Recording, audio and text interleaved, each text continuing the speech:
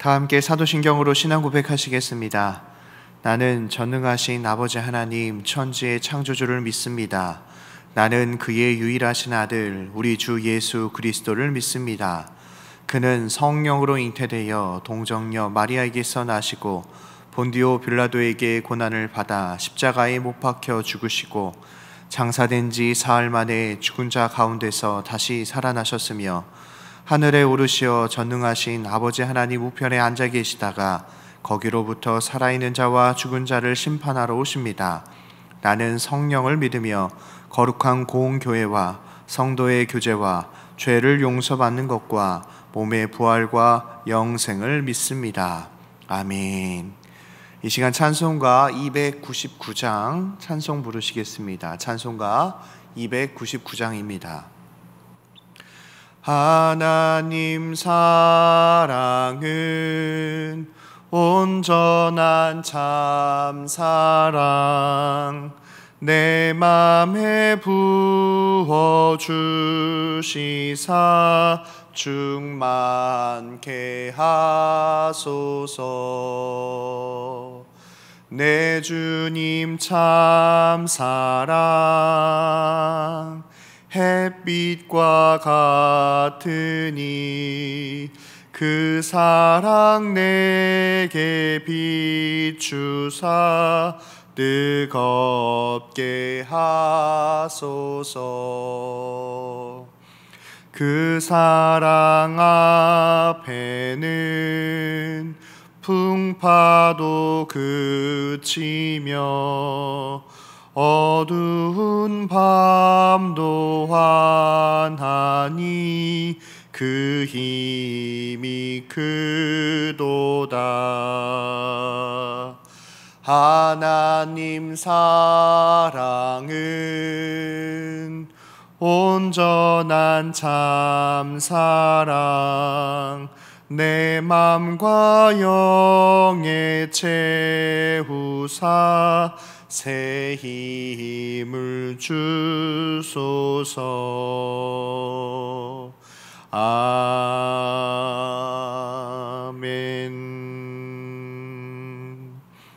오늘 함께 나누실 말씀은 신약성경 로마서 8장 31절에서 34절까지의 말씀입니다. 신약성경 250페이지입니다. 로마서 8장 31절에서 34절까지의 말씀을 한 목소리로 함께 봉독하도록 하겠습니다. 봉독합니다.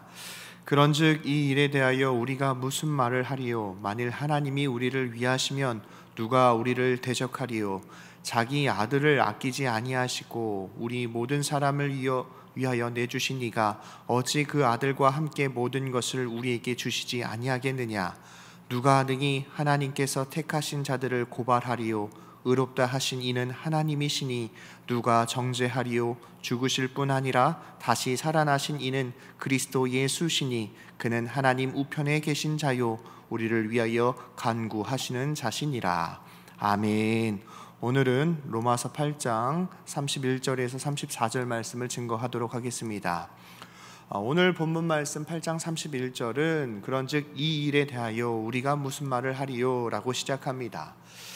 31절에 나와 있는 이 일에 대하여 라고 말이 시작하는데 이 일은 로마서 5장부터 8장까지 계속 이어져 오는 그리스도의 확신에 대한 문제입니다.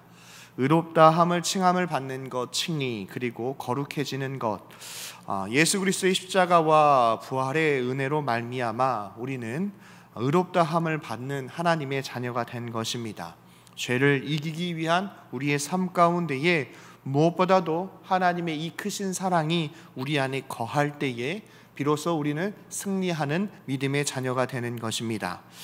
하나님은 예수 그리스도를 통하여 우리를 구원하여 주셨습니다. 그리고 우리를 의롭다고 여겨주셨습니다. 이것이 바로 칭의입니다. 구원받은 성도는 누가 뭐라 해도 구원받은 하나님의 자녀로서 이 땅 가운데에 믿음으로 승리하는 삶을 살아야 합니다.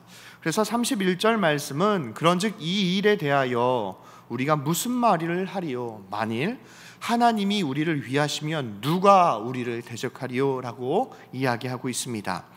33절에서 34절 말씀입니다. 누가 능히 하나님께서 택하신 자들을 고발하리요?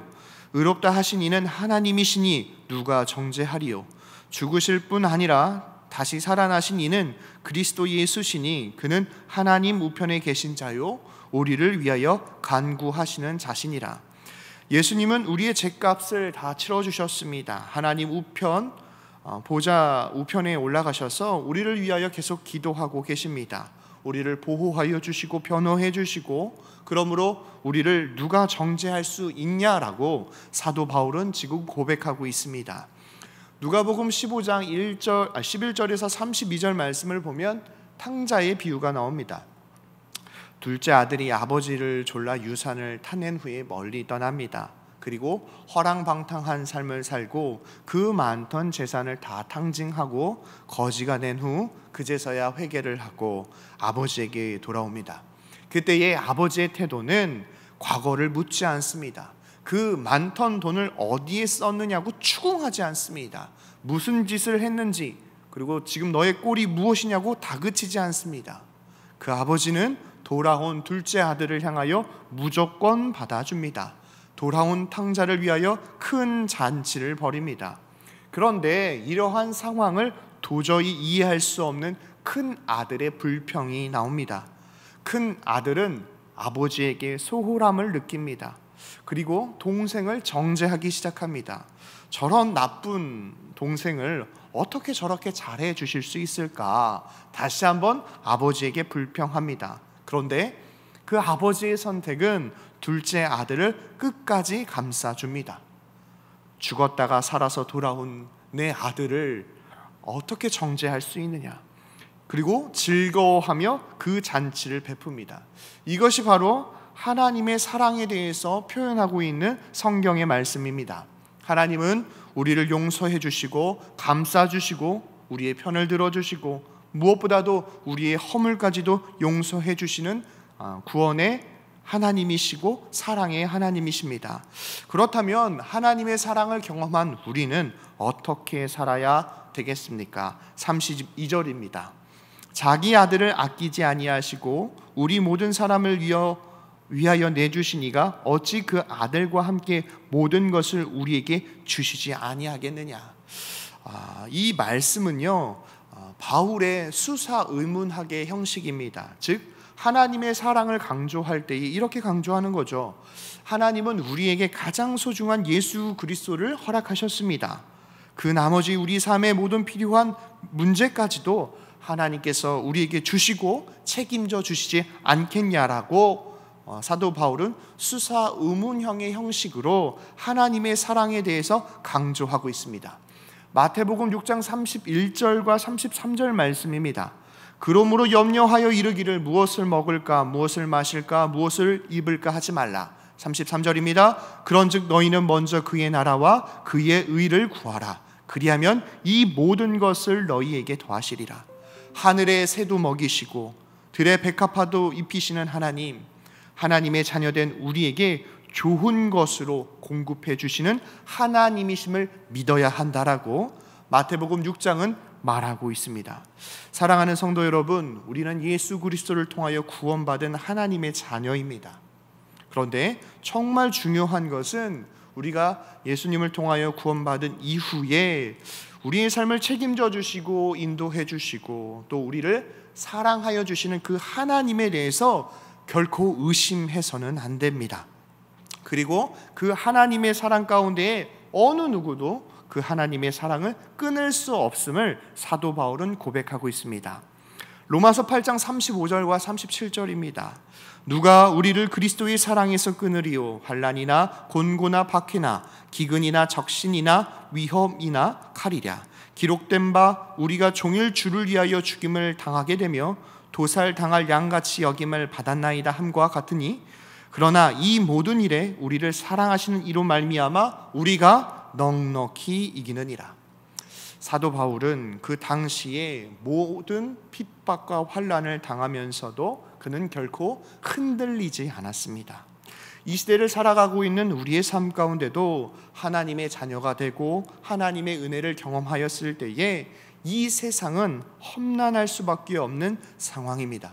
그렇다면 우리의 삶의 모든 문제와 어려움을 우리의 힘으로 그 문제를 해결하려고 하는 것이 아니라 우리를 창조하시고 우리를 기억하시고 우리를 사랑하시는 그 하나님 앞에 나의 모든 삶을 맡겨드릴 때만이 이 문제를 하나님께서 풀어주실 수 있고 이 문제를 하나님께서 지켜주실 수 있다는 것을 고백해야 합니다. 사도 바울은 이 험난한 인생 가운데에 보호하여 주시는 하나님의 사랑을 절대적으로 믿었습니다. 고린도후서 4장 8절과 9절입니다. 우리가 사방으로 우겨쌈을 당하여도 쌓이지 아니하며 답답한 일을 당하여도 낙심하지 아니하며 박해를 받아도 버림받지 아니하며 거꾸로 트림을 당하여도 망하지 아니하고, 사도 바울은 정말 많은 위험과 고단을 당하면서도 나를 둘러싸고 있는 문제, 답답한 일들의 연속, 박해와 거꾸로 트림을 당하는 모든 상황 속에서도 그가 결코 포기하지 않는 것은 하나님의 절대적인 사랑이었고 하나님이 내 인생을 인도해 주신다, 하나님이 나를 보호하여 주신다라고 하는 신앙의 고백이 있었기 때문입니다.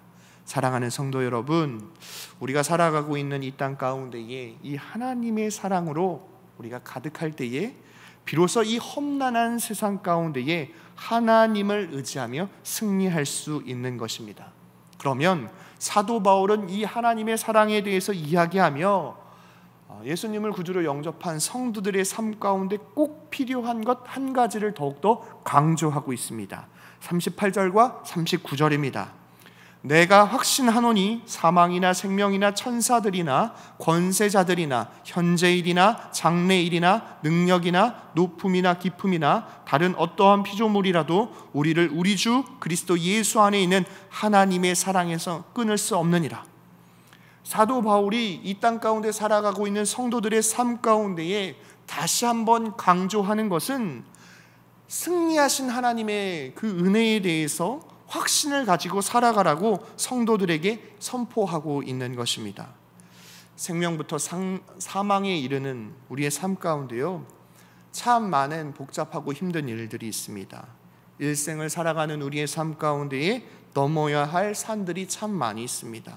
가슴 아파하고 눈물 흘려야 하는 일들이 참 많이 있습니다. 그럼에도 하나님께서 사도 바울을 통하여 예수 그리스도를 믿는 우리에게 말씀하시는 것은 하나님의 사랑으로 그 모든 것을 이겨 나갈 수 있다라고 사도 바울을 통하여 선포하고 있는 것입니다. 헬라어 단어 가운데에 이 아가페, 이걸 사랑이라고 부릅니다. 하나님의 무조건적인 사랑, 그 사랑 안에는 십자가의 그 희생의 사랑도 포함되어 있습니다. 우리가 살고 있는 이 땅 가운데에 예수님을 믿는 우리가 이 하나님의 사랑을 닮아가려고 또 그 하나님의 사랑을 흘려보내려고 한다면 우리의 마음부터 변화가 되어질 것이고 우리의 가정과 우리의 일터와 우리 교회가 이 하나님의 사랑으로 점점 변화되어질 것입니다. 그리고 놀라운 믿음의 역사가 우리 삶 가운데에 나타나게 될 것입니다. 사랑하는 성도 여러분, 우리는 하나님의 사랑을 닮아가며 하나님의 사랑으로 이 모든 사명을 끝까지 완수해야 합니다. 무엇보다도 우리에게 승리를 더하여 주시고 그 하나님의 사랑을 흘려보내기를 원하시는 하나님의 뜻을 기억하며 오늘도 사도 바울처럼 하나님의 말씀과 그리고 하나님의 그 사랑을 기억하며 승리하는 저와 여러분 되시기를 바랍니다. 기도하겠습니다. 사랑과 은혜가 풍성하신 하나님 아버지, 은혜와 사랑을 감사합니다. 우리를 창조하시고 또 우리를 기억하시며 우리를 구원하여 주심을 감사드립니다. 무엇보다도 연약하고 부족한 우리의 삶 가운데에 성령의 충만한 은혜를 더하여 주시고 하나님의 사랑을 기억하며 흔들리지 않는 하나님의 귀한 자녀들이 되어줄 수 있도록 이 새벽에 은혜를 베풀어 주옵소서. 무엇보다도 하나님 우리에게 주신 사명을 기억하며 사도 바울처럼 하나님의 말씀에 순종하며 나아갈 때마다 놀라운 믿음의 역사가 우리의 심령과 가정과 일터 가운데 나타나도록 축복하여 주옵소서. 무엇보다도 하나님 이 시간 간절히 간구하며 기도하는 것은 질고의 고통으로 힘들어하고 있는 성도들을 궁일이 여겨 주시옵소서. 병고침의 역사로 말미암아 우리가 함께 모여 하나님을 찬양하고 예배하는 날이 속히 오도록 은혜를 베풀어 주옵소서. 속히 코로나19가 종식되게 하여 주시고 일상의 삶이 회복되어질 수 있도록 은혜를 베풀어 주셔서 우리의 마음을 다하여 하나님을 찬양하고 예배하는 날이 속히 오도록 우리의 삶 가운데에 은혜를 베풀어 주옵소서. 세상 사람 만나기 전에 하나님 먼저 만나게 하시고 사람에게 부탁하기 전에 하나님께 먼저 기도하게 하시며 성실하게 실천하여 끝까지 잘 되는 복된 하루의 삶이 되어질 수 있도록 오늘도 우리와 동행하여 주옵소서. 우리 가운데 함께하여 주심을 감사드리며 사랑이 많으신 예수님의 이름으로 간절히 기도하옵나이다. 아멘. 하늘에 계신 우리 아버지, 아버지의 이름을 거룩하게 하시며 아버지의 나라가 오게 하시며 아버지의 뜻이 하늘에서와 같이 땅에서도 이루어지게 하소서. 오늘 우리에게 일용할 양식을 주시고 우리가 우리에게 잘못한 사람을 용서하여 준 것 같이 우리 죄를 용서하여 주시고 우리를 시험에 빠지지 않게 하시고 악에서 구하소서. 나라와 권능과 영광이 영원히 아버지의 것입니다. 아멘.